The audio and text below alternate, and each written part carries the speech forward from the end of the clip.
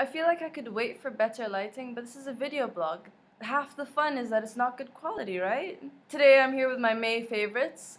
Overall, May was, in a word, stressful. A lot of things happened in May. Some of them good, some of them not so good, some of them very touching, some of them are, superficial and bland. Today we're going to talk about the superficial and bland things that I like in May. I'm actually really excited about the things I have to show you this month, so woohoo! We'll start with fashion and beauty because if we don't, I feel like I'm breaking some sort of unwritten rule, so let's go. These pants, can you see them? Do you notice the elastic bandness? Look at the pocket things. There's like tassels. And also, the bottom of the pants are not bunched up, which I know is trendy, but I don't really like. They're really loose, they're really fun, they're really flowy.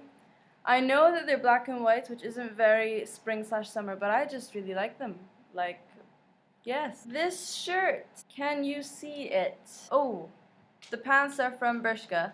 The shirt is from Zara. I really like the crochet detailing, and I know that it would look a lot nicer with like tan skin or something, but it also looks nice with a long sleeve t-shirt underneath, so yay. And these! Yes, these are SpongeBob SquarePants shorts, and they may be marketed as swim shorts for boys, but I bought them anyway, so apparently they're also shorts for girls. SpongeBob SquarePants is my hero, so I went into the SpongeBob StorePants store in Universal Orlando, Florida, looking for shorts like these, and no shame, I love them. SpongeBob SquarePants is my hero, and that is an entirely different video, but like, these are glorious. Another favorite is this pair of sunglasses. I have trouble finding sunglasses and glasses in general because my face is kind of small, so these look pretty cool to me, and I really like them. I'll show you what they look like on my face, because you asked. They look cool, or they make me feel cool. Either or. But I feel like you can't really smile when you're wearing sunglasses. It has to be like, oh, I have a face. The last remotely clothing related thing that I have to show you is not the backpack itself, but I found out online that this is meant to put your glasses or your sunglasses, like hook them in. And I don't know, do people know about this? Like, am I the only one who doesn't know? Hopefully you don't know too, so maybe you learned something today. The last beauty thing that I have to show you is this thing. This is like a razor for your eyebrows. And I got it from Forever 21, and it is very important because I am a Bahraini girl and I have eyebrows, and even though I've been trying to train them for years to stay a certain shape, they don't listen. So an eyebrow razor is pretty handy, it's pretty quick, it's painless, it's so easy to use.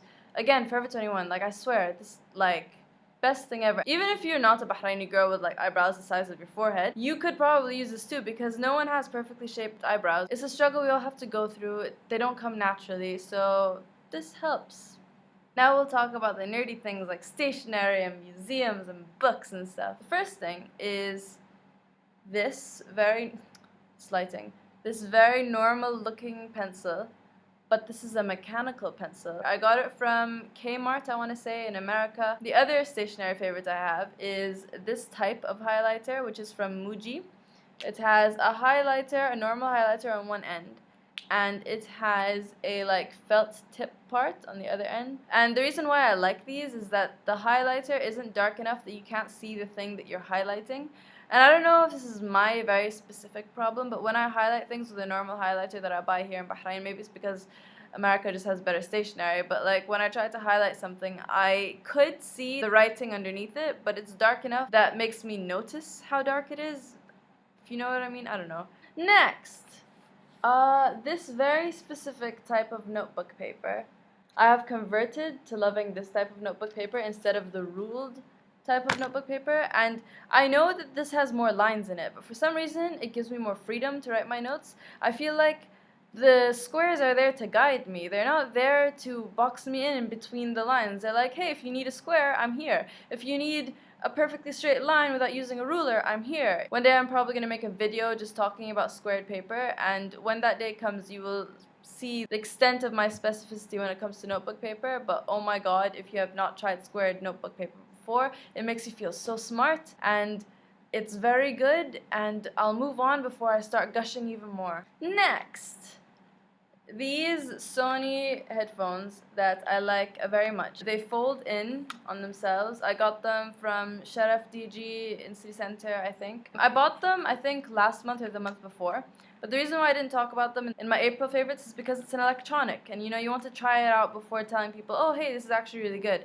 And I think it was also pretty cheap. And I was really surprised by how good it was, to be honest. I was like, oh, wait, these are comfortable and they work, which is a very big factor for me when it comes to electronics. When they work, I'm always impressed. If you need headphones, get these. I don't know about the name, the make, the model, anything that could be useful to you, but they look like this. Hi.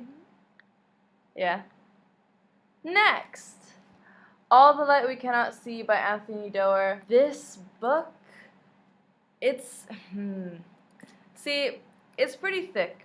I think it's like 500 something pages long. So this is the type of book that I would like to recommend with caution, just because I don't want someone to pick it up and then not read it and not finish it and be like, oh, Madam doesn't recommend good books, because I'm telling you, this takes a while to finish reading, and I'm a pretty fast reader. But oh my god, is it worth it? I would suggest not reading it bit by bit, because if you do read it bit by bit, you don't really get the full force of the story. You have to read it chunks at a time. Mainly because there's so many characters and you need to keep track of everyone and see how everything is going. I might possibly do a full review of this book, and I just really want to talk about it.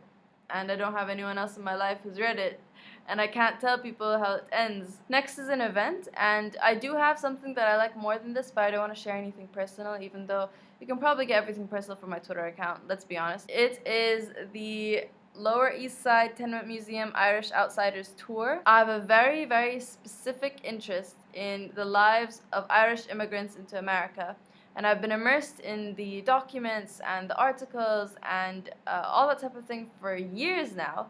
So when we went on this very specific tour on this very specific subject that I am interested in, it was so cool. And the cool thing is that it's a guided tour, so there's someone there showing you documents, showing you the room, because it's a tenement museum, so it's the apartment of a very specific immigrant family and their story as they lived there. So she's showing us these documents, she's showing us the room, she's like pointing out stuff on the walls. This means this, that means that, and like they take stuff out for research and they look at stuff, and it's like, it was beautiful just to see it real and just to have someone to ask your questions to. So I guess my advice to you is get like a guided tour of something you're very interested in, just for the kicks. That's it for today. I hope you enjoyed this crazy journey with me. Let's hope that June is a lot more chill.